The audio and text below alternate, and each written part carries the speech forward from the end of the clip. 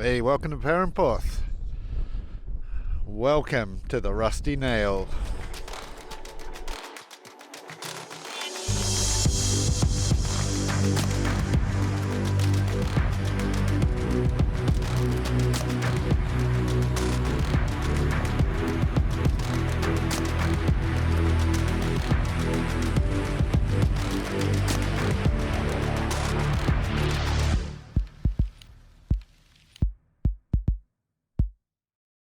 So we're here with Rob Cook today, and he's the course manager at Perranport Golf Club.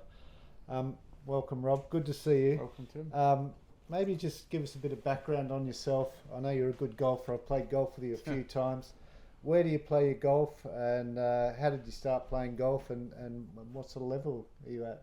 Okay, so Rob Cook. I started playing golf on a golf course in North Cornwall called Bowood, which was opened in 1991.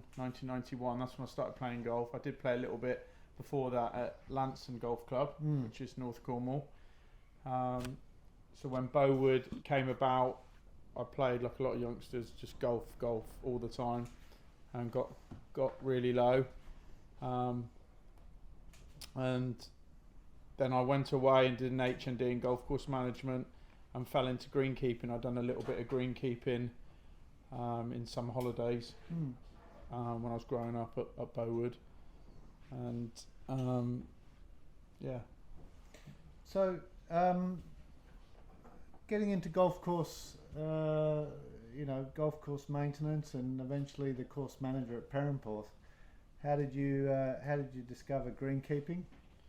Well, basically, I did my HND in golf management, and it was a sandwich course, and 12 months of that was work experience, and I did it at the Forest of Arden in Warwickshire, and that's when we had a European Tour event there, the British Masters, and that's when I really got the bug for greenkeeping, and luckily I worked then full time at the Forest of Arden for a couple of years, and then I got offered at the age of 22 to be the head greenkeeper at my home course Bowood in Cornwall, which I came back. I probably shouldn't have took the job because there was no budget, etc. But the dream of being head greenkeeper at the course I grew up was brilliant, and I worked there for 19 years, which was fantastic. And then the opportunity of Perranporth. I've always favoured links golf, and rightly or wrongly, I think that's where golf was made to be played.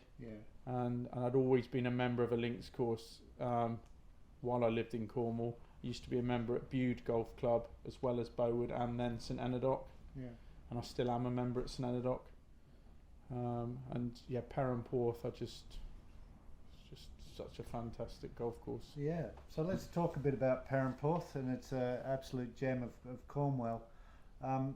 Just tell us about the history of the course and the land. I mean, the land is so raw and unique. Tell us a bit about the history of the course. Yeah, basically the course came about in 1927, James Braid, and over the years the course, or the club, suffered, had financial difficulties over all the years, and I think because of those difficulties that's why very little has been changed, which is why it's got its rawness and blindness.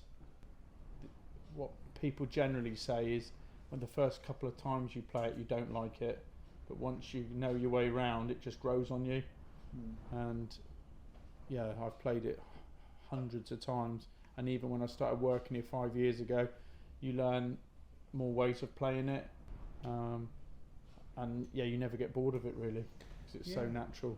And I mean, we looked together at some old historical photos, didn't we? And as you say, the course hasn't changed much over time, but I think the nines had changed and extended over time, hadn't they? I think originally the back nine was the front nine. And a few tees have changed over the years, but the actual layout has pretty much stayed the same. So you've been here for 5 years as course manager. You said you've played the course hundreds of times. Why do you love this course so much? You played so many of the great links courses in the UK, and I often see you in some great locations. But what makes Perranporth so special in your eyes? In my eyes, I think it's the rawness and the way it is maintained. I believe if you're on a links course, you should maintain the golf course, encouraging fescue and marram grasses, very little scrub. I know it's not everyone, but it's my idea.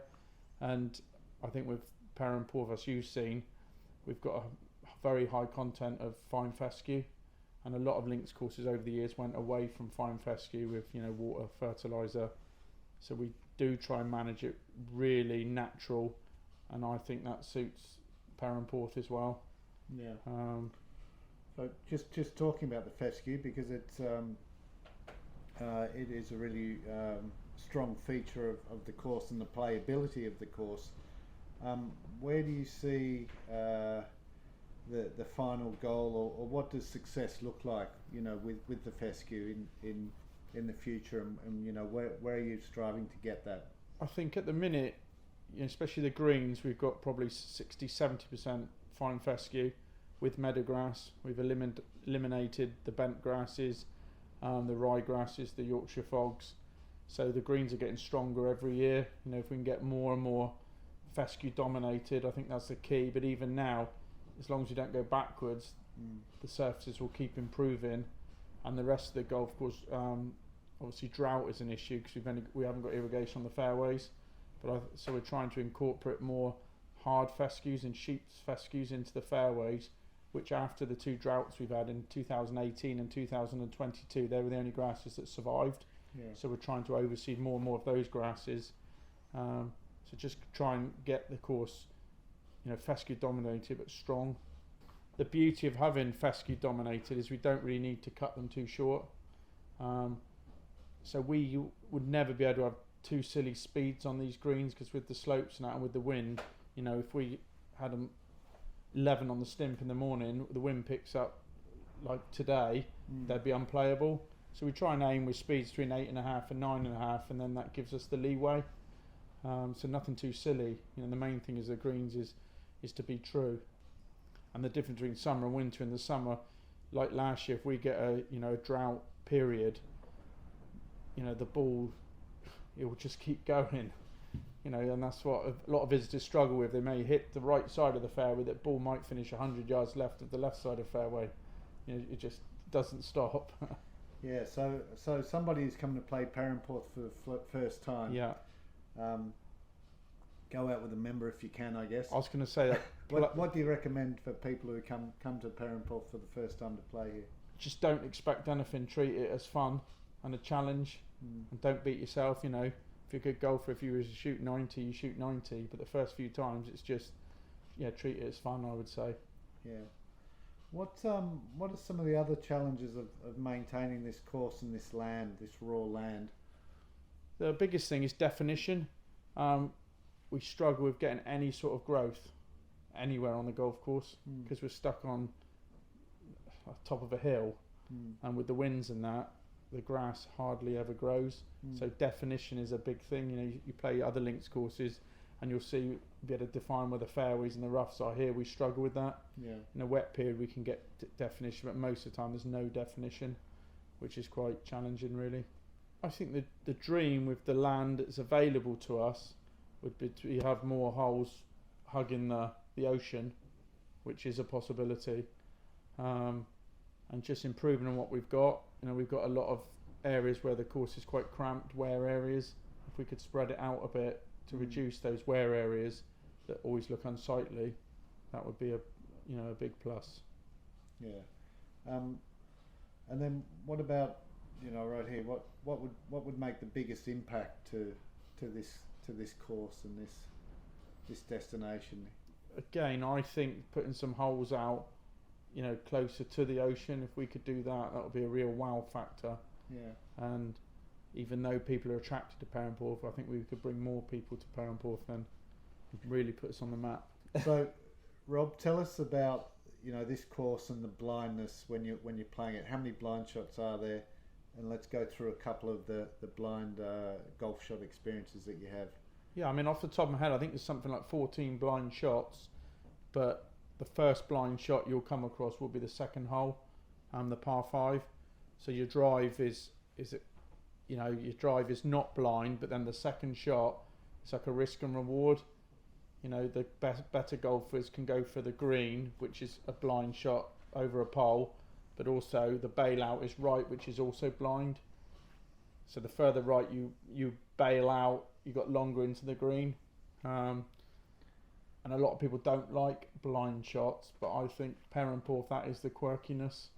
And for me, a blind shot, sometimes it's easier because if you've got a post, if you're aiming at a small target, you're focusing in and you can hit a better shot. Sometimes when you've got 100 yards, you spray it. Now, hole 7 was one that we spent a bit of time on this morning as well. Just talk us through hole number 7, really unique drive. And so hole number 7, all you see in front of you is a post. So you aim at that post, and it's not till you come over the hill that you discover where your tee shot is. Again, a tricky shot, but you know, if you are on that post, the drive will be pretty good. Yeah. And even the second shot on the 7th then is semi-blind as well, which is tough. Again, you're aiming for another post.